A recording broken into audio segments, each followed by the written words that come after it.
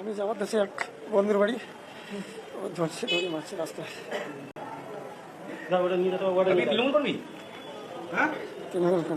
কারা মারলো বলতে পারবেন? নাম জানি না। কি হলো একটু বলবেন? আমি যাওয়ার দেশে পঞ্চায়েতের বাড়ি, ওই রাস্তায় পিটেছে। কোচবিহারের একাধিক জায়গায় কান্নামারি থেকে শুরু করে দিনহাটা বিভিন্ন জায়গায় বিজেপি তৃণমূলের মধ্যে সংঘর্ষের ঘটনা ঘটেছে। কোথাও আবার মাথা ফেটেছে তৃণমূল কংগ্রেস কর্মীর এবং তাকে দেখতে হাসপাতালে ছুটেছেন উত্তরবঙ্গ উন্নয়ন মন্ত্রী উদয়ন গুহ। দেখতে পাচ্ছেন সেই ছবি, একেবারে কোপ হাঁটুয়ার কোপ পড়ে গিয়েছে। আবির দত্ত আমাদের প্রতিনিধি রয়েছেন আমাদের সঙ্গে। আবির, শীতলকুচিতে একটি বুথে যেখানে ভোটারদের ভোট দিতে দেওয়া হচ্ছে না, কি অভিযোগ? দেখো, এই মুহূর্তে আমরা দেখতে পাচ্ছি যে শীতলকুচির যে বুথের কাছে আমরা দাঁড়িয়ে রয়েছি ঢিলছড়া দূরত্বে, সেই বুথের সামনে এখানে ভোটাররা দাঁড়িয়ে রয়েছেন এবং তাদের যেটা বক্তব্য হচ্ছে লাঠি থেকে আরম্ভ করে অস্ত্রশস্ত্র নিয়ে তাদের উপরে চড়াও হওয়া হয়েছে এবং তাদের অভিযোগ যে তাদেরকে ভোট দিতে দেওয়া হচ্ছে না। সরাসরি তাদের সাথে একবার কথা বলবো। কি অভিযোগ আপনাদের? ও বলছে ভোট দিলে যাবে কাটে দেবো। কারা? মানে এখানে কি অনেকেই ভোট দিতে পারছেন? মোবাইলটা একটু বন্ধ করুন। অনেকেই ভোট দিতে পারছেন? ভোট দিতে পারছে না, এখন আসতে পারছিস না। ওরা ঝুমকি দিয়েছে। ওরা কি বলেছে? যে ভোট দিতে গেলে পা হাত কাটে দেবো। মানে ভোট দিতে গেলে পা হাত পা কেটে দেবে? এই যে দয়াল বর্মনকে বলছি। পুলিশ এখানে এসেছিল তো? তো পুলিশ বলার পরে পুলিশ নিয়ে যাওয়া গিয়ে তোলে বলে গেল পুলিশ। বলে আমরা ব্যবস্থা করছি। তাও কি আতঙ্ক একটা কাজ করছে? এখন তো আর আতঙ্ক কাজ করতেছে না। হ্যাঁ, এখনো করতেছে। এখনো আপনি নতুন ভোটার? আমি নতুন ভোটার। আমাদের গ্রামে কয়েকজন টিএমসির আহমদ বাহিনী বাইক নিয়ে ঘুরে ঘুরে বলতেছে কি যে তোরা ভোট দিতে যাবি না, ভোট দিতে গেলে তোরা বাড়িতে থাকতে পারবি না, তোরা কি চাস যে অসময় বিধবা হবি, এরকম করে মহিলাদেরকে ধমকি দিচ্ছে আমাদের গ্রামে গিয়ে। তোমাকেও দিয়েছে ধমকি? হ্যাঁ, আমাকেও দিয়েছে। দিনহাটায় বিজেপি কর্মীর বাড়ির সামনে বোমা, বিজেপি নেতার বাড়ির সামনে বোমা রাখা রয়েছে। দিনহাটায় সেই ছবি দেখতে পাচ্ছেন। নির্বাচন কমিশনে ইতিমধ্যেই অভিযোগ জানানো হয়েছে।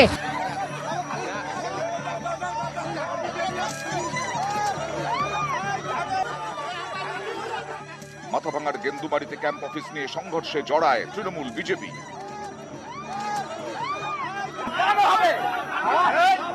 ভোটের ক্যাম্প অফিস নিয়ে তৃণমূল বিজেপি বিবাদ কোচবিহারের সিতায়েও।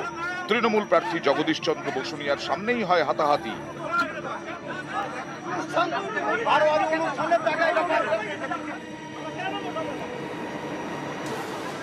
দিনহাটা থানার আইসিকে ফোন করে সুর চড়ান তৃণমূল প্রার্থী। এখানে আসেন, অর্জুন মন্ডলকে তোলেন। যদি ভোটটা করাতে চান অর্জুন মন্ডলকে তোলেন। আমি এখানে কনস্ট্যান্ট আছি, যতক্ষণ অর্জুন মন্ডলের উপর রেড হবে না ততক্ষণ আমি এখান থেকে যাবো না।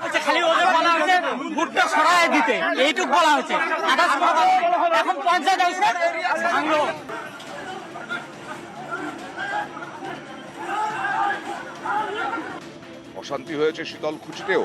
এখানকার গোসাইয়ের হাটে বিজেপি কর্মীকে মারধরের অভিযোগ তৃণমূলের বিরুদ্ধে, মানতে নারাজ তৃণমূল। এখানে রাস্তাগুলো 12-13 জন ছিল টিএমসি, একেবারে সাথে সাথে দুইজন দেখতে আর একটা নাটি দিয়ে ডাঙায়, পাথর দিয়ে টিকে, হাত দিয়ে টিকে একেবারে ঘাড় মশলে হচ্ছে। দৌড়ে মাথা টাথা টিকিয়ে মাথা আবলি গেছে, সাথে সাথে রক্ত বেরিয়েছে। না এখানে কোনো হয় নাই, এই জায়গায় কোনো হয় নাই। 100 মিটারের এই জায়গায় কোনো হয় নাই। বাইরে এখন কি হইল বলতে পারি। আরও একটা ভোট, আরও একবার ফিরল সেই চেনা ছবি। প্রথম দফাতেই সংঘর্ষ, রক্তপাত, বোমা।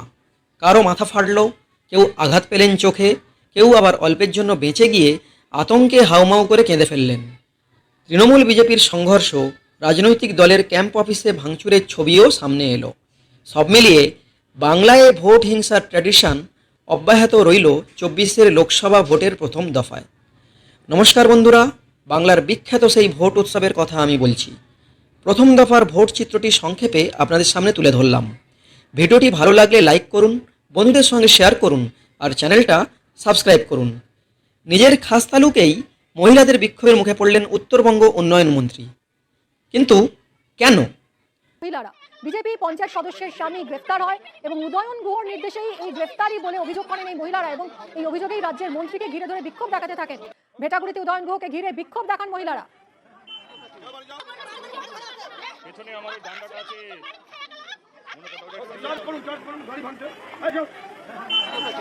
খুব বেশি লাভ হচ্ছে তো।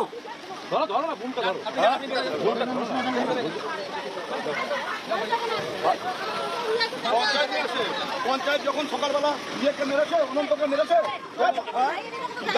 অনন্ত বর্মনকে যখন তখন কোথায় গেছিল? তখন কোথায় গেছিল? না, ওঠে নাই, তখন ওঠে নাই। পঞ্চায়েতকে যখন জানলো তখন ওঠে নাই।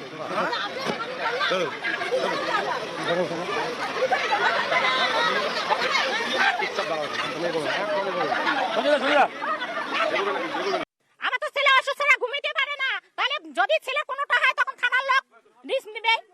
উনি কি বিজেপি কর্মী, বিজেপি করেন? হ্যাঁ, বিজেপির পঞ্চায়েত। আচ্ছা, আপনার বৌমা পঞ্চায়েত এখানে? হ্যাঁ হ্যাঁ, তার অভিভাবক ছেলে আমার। আচ্ছা, হ্যাঁ। কি হলো আজকে হঠাৎ? আজকে হঠাৎ তো কোনো কিছু না, ছেলে আছে এখানে, ভোট আছে, ছেলে আসতে পারে।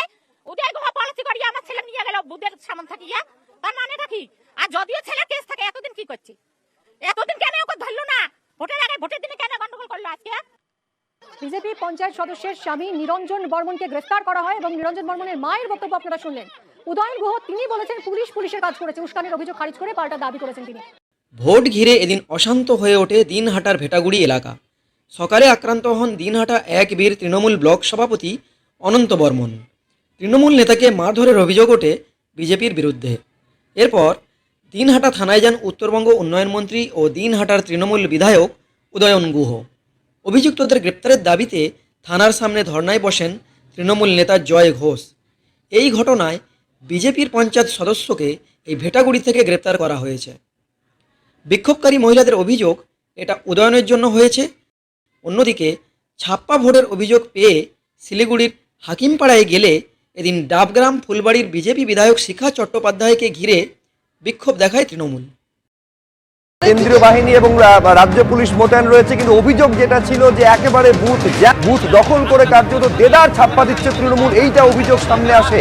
আর এই অভিযোগ সামনে আসার পর এই খবর পেয়ে সেইখানে পৌঁছে যান শিখা চট্টোপাধ্যায়, যিনি ডাবগ্রাম ফুলবাড়ির বিজেপি বিধায়ক। তিনি যখন পৌঁছচ্ছেন তখন তাকে ঘিরে আবার তৃণমূলের তরফে বিক্ষোভ দেখানো হয়। আর এরই মধ্যে একজন ব্যক্তিকে দেখা যায় তার 2 আঙুলে ছাপ রয়েছে এবং অভিযোগ তিনি ছাপ্পা ভোট দিয়েছেন বলে অভিযোগ। যখন তাকে ধাওয়া করেন তিনি দৌড়ে সেখান থেকে পালিয়ে যান এবং তারপর অদৃশ্য হয়ে যান।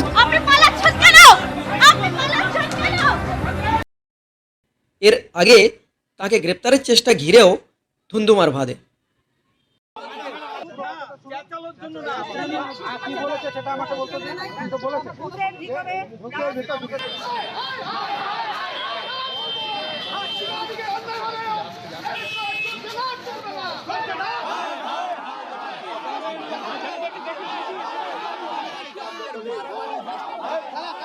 আমাকে এসিপি ফোন করে বললেন, আপনি কিন্তু ম্যাডাম এরকম ভাবে ঘুরতে পারবেন না, আপনার বুথেই আপনাকে থাকতে হবে। এরকম তো কোনো আইন নেই। বুথ দখল করে দেদার ছাপ্পা ভোটের অভিযোগ পেয়ে ঘটনাস্থলে গেলে শীতলকুচির বিজেপি বিধায়ক বরেন চন্দ্র বর্মনকে ঘিরেও বিক্ষোভ দেখায় তৃণমূল। 250 কোম্পানি কেন্দ্রীয় বাহিনী কমিশনের কড়াকড়ি সত্ত্বেও বাংলার ভোটে আরও একবার ছড়ালো হিংসা। যদিও রাজ্যের মুখ্য নির্বাচনী আধিকারিক আরিজ আফতাবের দাবি বিক্ষিপ্ত ঘটনা ছাড়া ভোট হয়েছে শান্তিপূর্ণভাবে। তার কথায় 3টি লোকসভা কেন্দ্রেই শান্তিপূর্ণ ভোট হয়েছে, 2-1টা বিক্ষিপ্ত ঘটনা ঘটেছে। তার সংযোজন ডাবগ্রাম ফুলবাড়িতে কিছু অভিযোগ ছিল, যে কারণে জেলাশাসক ও পুলিশ ওখানে গিয়েছিলেন।